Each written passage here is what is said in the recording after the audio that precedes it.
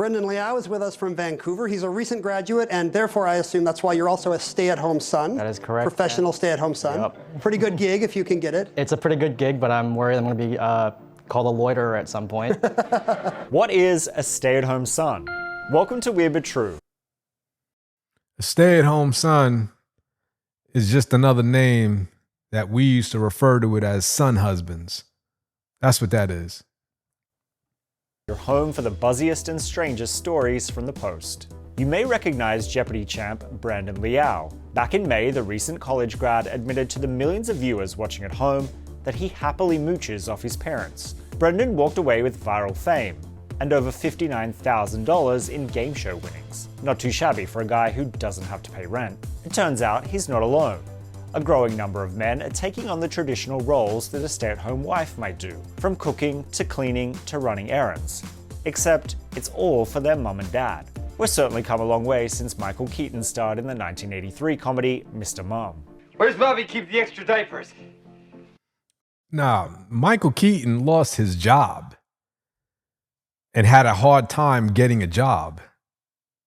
That's why he called himself Mr. Mom, because his wife was working and he decided to take on the duties and responsibilities of a wife. You know what I mean? Like, he didn't do it because this is what he wanted to do. This show right here is trying to make it seem as if this is a fad. Like, this is what's happening today. Hey! Cowards. 4 decades later, this new role has been dubbed Trad Son, a twist on the popular trad wives of TikTok. See what I'm saying? Everybody wants to create a name and a new trend. This is all bullshit. We embrace homemade everything. But before you jump to any judgmental conclusions, the New York Post spoke exclusively with one of these guys to find out more. Meet 33-year-old Luke Parkhurst. He proudly identifies as a stay-at-home son. Yo. I just saw the Ed Gein movie on Netflix. Does he not look like Ed Gein? Yo. All these dudes have the same look. Look, this is crazy. Yo, if you haven't watched Ed Gein, you gotta watch it. While his mum, Patty, works as a flight attendant and a real estate agent, Luke earns his keep as an unpaid pool boy and personal chef. That is wild. What's for dinner? Steak, of course. Back in July, the former door-to-door solar salesman ditched his grueling job making $170,000 a year because he said it didn't, quote, feed his soul. Get in line, buddy. So Luke moved back in with Mommy Dearest and called... Look at this shit. Look at this shit. Does this not have a sexual vibe to it, man? This is what they want y'all to see. I'm not even joking, man. This is exactly what they want you to do. They want you guys to be at home like women. They celebrate this shit. This is why I don't watch TV. This is absolutely insane, man.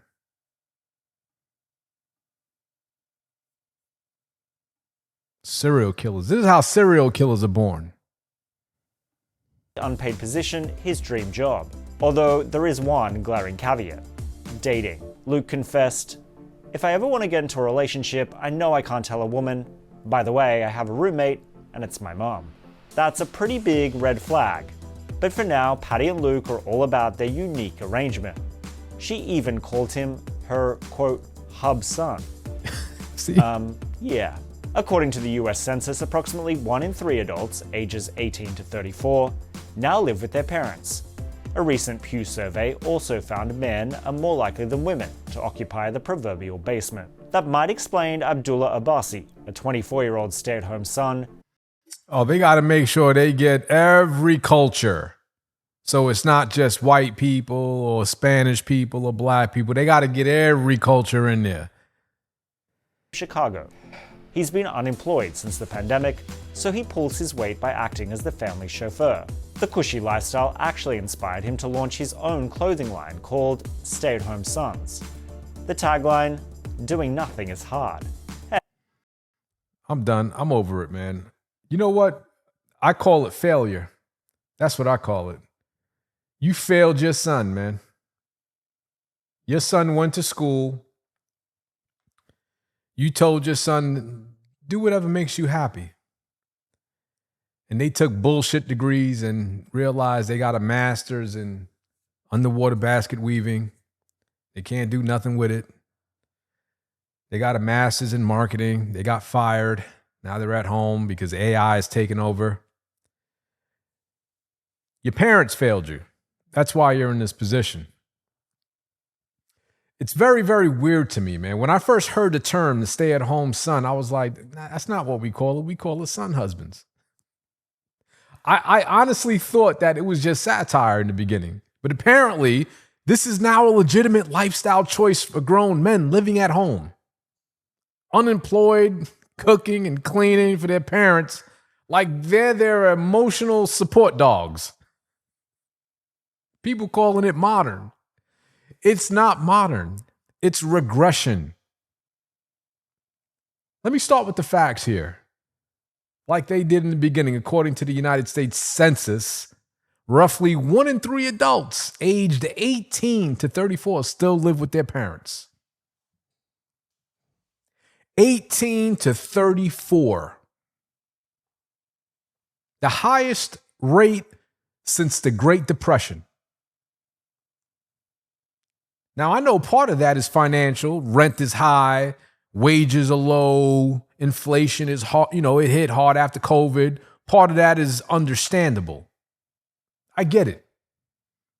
But it still doesn't take away the 4 or 6 years you spent in college fucking off, taking bullshit degrees, studying bullshit that's not going to give you anything in life. And the other part to that, which nobody wants to talk about, is the culture. A growing number of young men aren't stuck at home. They're comfortable there. I'm going to get into it. A lot of you single mothers are making it comfortable for your sons. That's what they're trying to say. They're not saying to move out. They're not building families or financial foundations. They've accepted dependency as a lifestyle. And now they're branding it like it's a personality. So you got to ask yourself, how did we get here? Because men weren't always like this. When I was 34, 35, I was 3/4 into being retired. What happened? Something shifted. And if we're being completely honest, much of it started at home with you guys. When fathers disappeared through divorce, dysfunction, or just plain old absence, you chose the wrong man, it wasn't always because men just said, you know what, I can't deal with this responsibility, I'm walking away. It started way long before that, with the generation of liberated women who dishonored the very structure that once protected them. When was the last time any one of you women brought a man home and introduced them to your father and allowed your father to vet them before you dated them? I'm going to say never. I'm going to say never. Y'all are disrespectful. You reject your fathers. You reject your father's guidance. You guys chase freedom. That's what you do. You chose men who were never qualified to lead families. That's what you did. You never vetted for character. You chased attraction. You wanted the good-looking man. You remember, I know I'm dating myself. I'm 53 years old, but I used to watch Fonzie all the time. Fonzie was the cool one. He was the rebellion. He was the rebel without a cause. He got all the chicks. That's who you loved. That's who you chased. You also chased men just for validation. All the simps gassing you up, doing everything you wanted them to do. That's what you chased. And then when those relationships collapsed, they rewrote the story. Men left, men abandoned, men failed, men ain't shit. But truthfully, the destruction began when women stopped respecting the responsibility that comes with choice. You can't demand protection from the same masculine structure you publicly rejected. And if we're being all the way 100, then came the feminist movement. The idea that independent meant opposing men instead of cooperating with them. And that mindset bred resentment, not equality. And out of that resentment came the modern family, a home led by wounded women and raised by fatherless boys. That's what happened. I was a product of that. Most of you were probably products of that. Some of us made it, some of us didn't. So when we talk about absent fathers, we have to be honest about why they're absent. Because too many women chose chaos and called it empowerment and raised sons to repeat it. And while that came from love, many blurred a crucial line. They turned their sons into emotional partners instead of preparing them for independence. There's a big difference. The son becomes the listener, the comforter, the man of the house.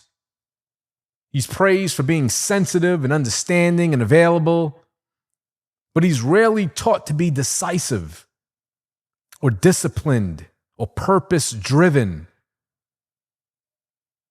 That's how we created a generation of men who are emotionally loyal, but mentally, they're soft. They don't know who they are without validation. They don't know what to do without direction. How many of your sons can honestly go out there if you told him, hey, we got a flat tire, go change it, without you giving him any sort of direction? If the lawnmower goes out, how many of your sons can fix that lawnmower or change the tire of that lawnmower without him needing direction? But I guarantee you, they know how to play a video game. Because that's what y'all do. You bought the video games, right? You allowed him to be consumed by video games. And imagine all the thousands of hours that your kids consume and gave to all these video games. Imagine if that were towards education. Because I'm talking thousands of hours.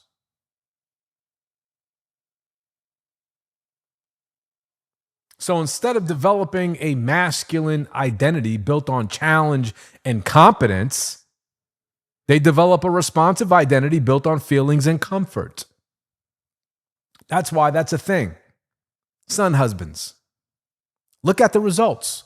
We've got men in their late 20s with no urgency, no focus, and no skill that builds stability.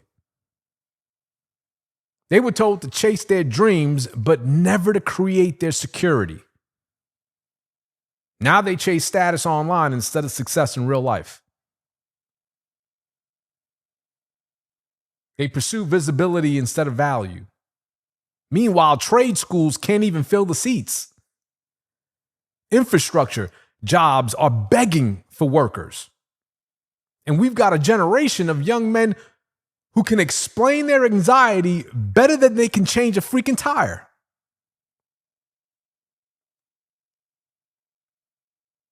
So a lot of you mothers need to hear this shit clearly. You didn't ruin your sons out of hate. You ruined them out of overprotection. You coddled them too much. You told them, I don't want you to struggle like I did. And in doing so, you raised them to never fight like you had to. You replaced accountability with empathy. You replaced structure with comfort. And you confused nurturing with control. And that's how you create a son husband, A man who feels responsible for your emotions but powerless in his own damn life. And here's where it gets even worse. When men grow up without structure, they don't just lose direction, they lose definition.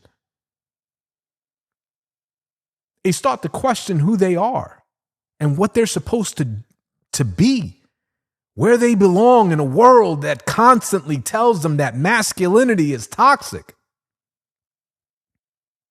So instead of discovering manhood through challenge, they start exploring identity through curiosity. And most of that curiosity has been feminized and reinforced by culture. Take a look at the fashion and the media and social trends. Take a look at what they all tell them. Soften up. Tone that shit down. Explore everything. Express your feelings. Express everything. And they do. But they're not exploring identity out of freedom. They're exploring it out of confusion. Because nobody ever gave them a stable framework for what manhood really looks like. That's why you have more sassy men than ever before. You can see it everywhere. Men dressing like women for attention online, dancing on TikTok. Men questioning their sexuality, not because they were born uncertain, but because they were raised without masculine certainty. When your entire upbringing revolves around emotional comfort, you start mistaking curiosity for self-discovery. And a generation that should be leading the world is now experimenting with identity just to feel something. This isn't about progress, man. It's a silent unraveling, a generation of boys who can't decide who the fuck they are. Because no one had the courage to teach them what a man is supposed to be. Y'all want equality? Fine. Raise your sons who can handle equal responsibility, not ones who collapse under emotional pressure. Raise men who can stand firm in who they are, not ones still questioning it at the age of 30. You got to be kidding me.